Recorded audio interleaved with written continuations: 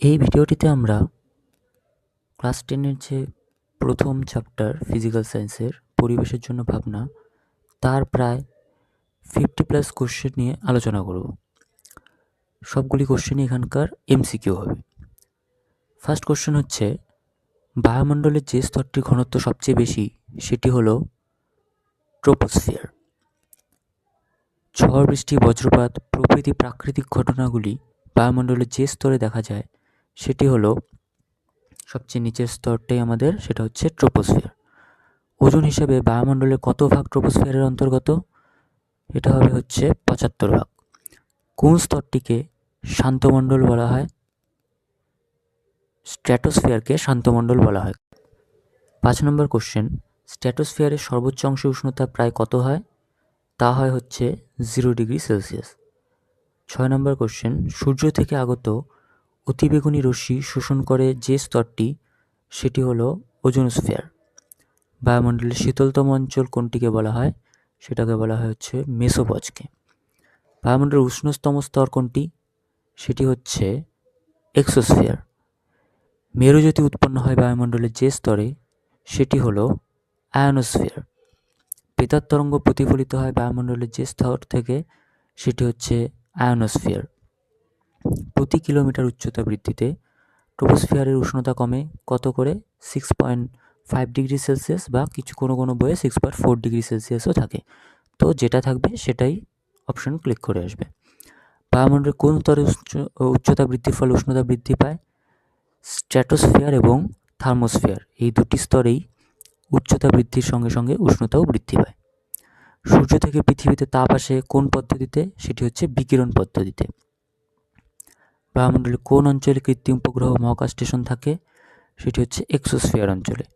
বায়ুমণ্ডলের বিভিন্ন স্তরের চাপ হ্রাসের সঠিক ক্রমটি হলো troposphere greater than stratosphere greater than mesosphere greater than thermosphere. অর্থাৎ ট্রোপোস্ফিয়ারে চাপ সবচেয়ে বেশি হয়, কারণ যেহেতু এটি সবচেয়ে নিচের স্তর, তো বায়ুমণ্ডলের উপরের স্তরগুলি এটির উপর সবচেয়ে বেশি চাপ দেয়।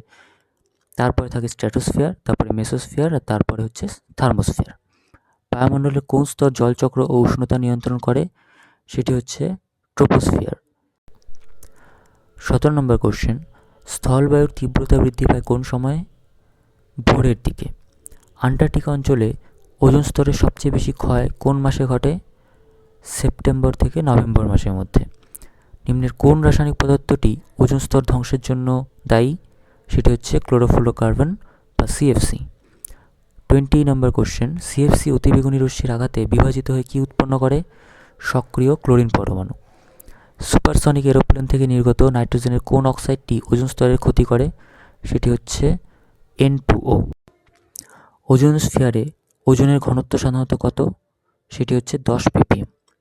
ওজোন স্তর ক্ষয়ের ক্ষতিকর প্রভাব কি কি?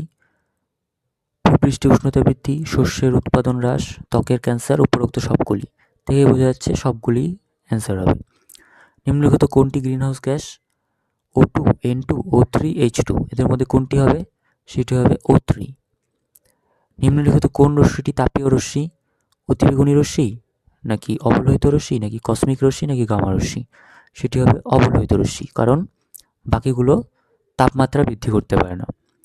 গ্লোবাল ওয়ার্মিংয়ে বিভিন্ন গ্রিনহাউসের গ্যাসের অবদানের অনুসারে এদের ক্রমানুসারটা কী হয়? সেটি হয় হচ্ছে সবচেয়ে বেশি কার্বন ডাইঅক্সাইড CO2, তারপর মিথেন CH4, তারপর CFC, তারপর হচ্ছে H2। নিম্নের কোনটি গ্রিনহাউস গ্যাস নয়? CO2, NO2, CH4 নাকি N2? NO2 হচ্ছে গ্রিনহাউস গ্যাস নয়, বাকি সবগুলি গ্রিনহাউস গ্যাস। গ্রিনহাউস প্রভাব সৃষ্টিতে CO2 গ্যাসের অবদান কত? প্রায় 50%। স্বাভাবিকভাবে ওজোন স্তর কীভাবে গঠিত হয়?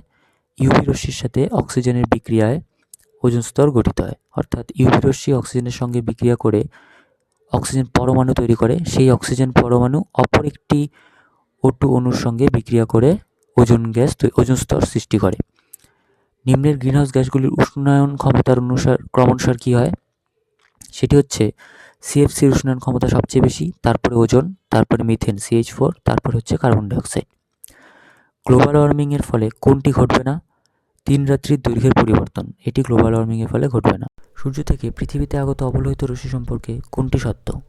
বায়ুমণ্ডলে প্রবেশ করার সময় তরঙ্গ দৈর্ঘ্য কম থাকে, কিন্তু পৃথিবী থেকে বিকিরিত হয়ে ফেরার সময় তরঙ্গদৈর্ঘ্য বৃদ্ধি পায়, নাকি বায়ুমণ্ডলে প্রবেশ করার সময় তরঙ্গদৈর্ঘ্য বেশি থাকে, পৃথিবী থেকে বিকিরিত হওয়ার সময় তরঙ্গদৈর্ঘ্য হ্রাস পায়, নাকি বায়ুমণ্ডল প্রবেশ করার সময় যা তরঙ্গদৈর্ঘ্য থাকে পৃথিবী থেকে বিকিরিত হওয়ার সময় তা বৃদ্ধি পায় অথবা কমে যায়, নাকি উপরোক্ত কোনোটি সত্য নয়? উত্তর হবে হচ্ছে বায়ুমণ্ডলে প্রবেশ করার সময় তরঙ্গদৈর্ঘ্য কম থাকে, কিন্তু পৃথিবী থেকে বিকিরিত হয়ে ফেরার সময় তখন তরঙ্গদৈর্ঘ্য বৃদ্ধি পায়। সূর্যালোকের কোন রশ্মি ভূপৃষ্ঠে আপতিত হলে সালোক সংশ্লেষ প্রক্রিয়া ব্যাহত হবে? সেটি হচ্ছে অতিবেগুনি রশ্মি। নিজের কোনটি জীবাশ্ম জ্বালানি নয়? সেটি হচ্ছে কাঠ। পেট্রোল, কেরোসিন, ডিজেল ও এলপিজি এর মধ্যে কোনটির তাপন মূল্য সবচেয়ে বেশি? এলপিজি। প্রদত্ত জ্বালানিগুলির তাপন মূল্য সংক্রান্ত সঠিক ক্রমটি হলো কয়লা less than diesel less than LPG less than হচ্ছে হাইড্রোজেন। নিচের কোনটি জীবাশ্ম জ্বালানি? কয়লা, খনিজ তেল, প্রাকৃতিক গ্যাস, সবগুলি হচ্ছে এখানে জীবাশ্ম জ্বালানি। প্রাকৃতিক গ্যাসের মূল উপাদান হলো মিথেন। জীবাশ্ম জ্বালানি সংরক্ষণ করা প্রয়োজন কারণ এগুলি খুব দামি, নাকি এগুলি সহজে পাওয়া যায় না, নাকি এগুলি অনবীকরণযোগ্য, নাকি কোনোটিই নয়? এটি হবে এগুলি অনবীকরণযোগ্য, অর্থাৎ এরা একবার ব্যবহার হয়ে গেলে এটিকে আর হচ্ছে আমরা পরবর্তীতে রিইউজ করতে পারবো না, তাই এগুলি হচ্ছে সংরক্ষণ করা প্রয়োজন।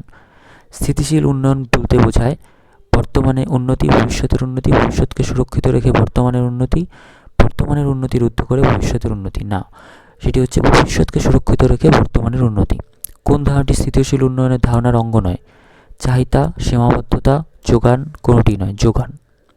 সৌরকোষ গঠনের প্রধান উপাদান হিসেবে ব্যবহৃত হয় সিলিকন, SI। কোন শক্তির ব্যবহারে অ্যাসিড বৃষ্টির সম্ভাবনা বাড়ে? জীবাশ্ম জ্বালানি। বর্তমান শক্তি চাহিদার বেশিরভাগটাই আসে কোথা থেকে? জীবাশ্ম জ্বালানি থেকে।